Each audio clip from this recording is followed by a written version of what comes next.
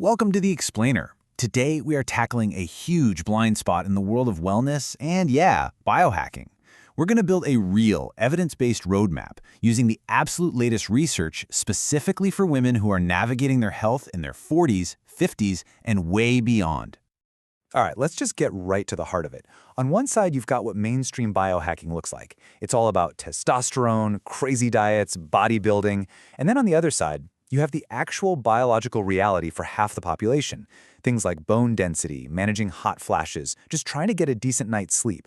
The whole conversation has been built on a male template, and it's systematically missing what actually matters for women in midlife. So look, if you have ever felt like the standard health advice just doesn't apply to you, you are not imagining things. The data shows there's a systemic blind spot, and the numbers behind it are frankly pretty startling. Let's start with the basic science of aging. Menopause is, a fundamental biological shift for every single woman.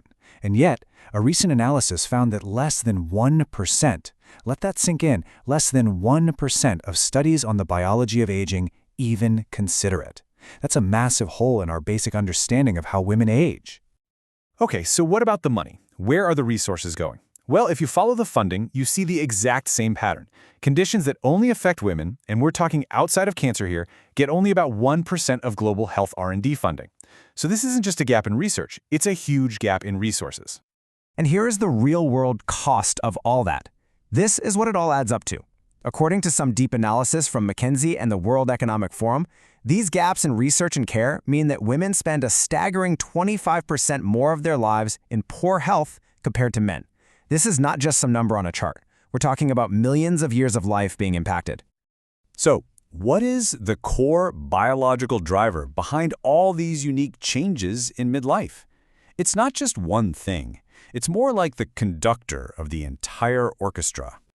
And it really all comes down to estrogen. When it declines during perimenopause and menopause, it is so much more than just a reproductive event. You should think of estrogen as a master operating system for a woman's body that's getting a major system-wide update. This change drives aging across multiple systems, and it fundamentally alters everything from our bones to our brains.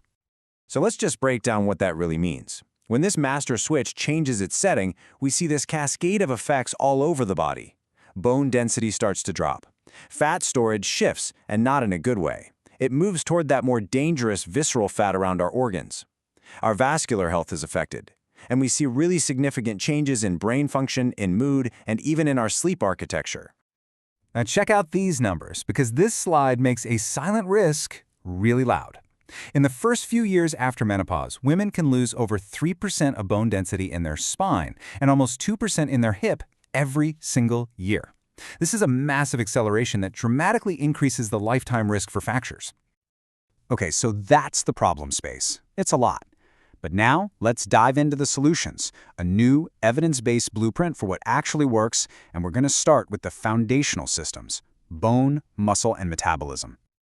All right, for bone and muscle, the science is incredibly clear. It points to this really powerful trio of things you can do. First, resistance and impact training, 2 to 3 times a week. Yeah, that means lifting heavy things. Second, you gotta up your protein intake. Aim for at least 1 to 1.2 grams per kilogram of body weight every day to fight off that age-related muscle loss. And third, creatine. Supplementing with creatine consistently shows benefits for strength and even for bone, especially when you combine it with that training.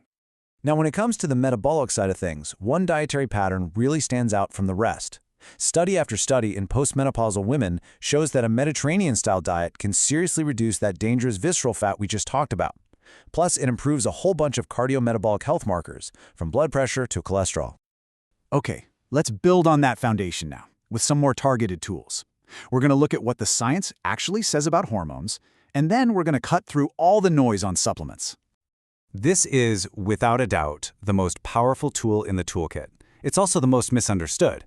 But look, the major medical societies, including the North American Menopause Society, are crystal clear on this. Hormone therapy is the single most effective treatment for symptoms like hot flashes and vaginal dryness, and it is proven to prevent bone loss and fractures, full stop. So the crucial thing to understand here is that this is not a simple yes or no decision. It's a timed and deeply personal process.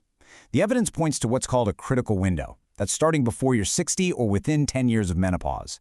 That's when the benefits most clearly outweigh the risks for a lot of women. It's basically a three-step process. First, what are your symptoms? Things like VMS, that's vasomotor symptoms, think hot flashes, or GSM, the genitourinary syndrome of menopause. Second, you got to understand the timing in that critical window.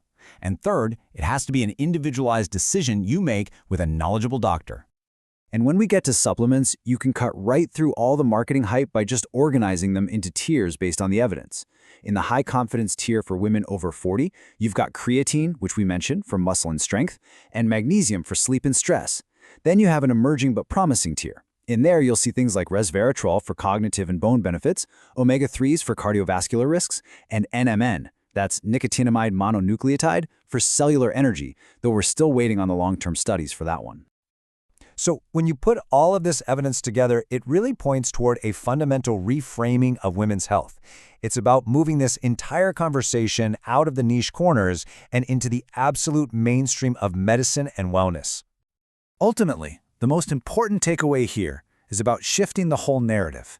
Midlife is not an endpoint. It is not a story of inevitable decline. It's a new biological chapter, and it's one that you can navigate with proactive, science-backed strategies to build a new foundation of strength and resilience for all the decades to come.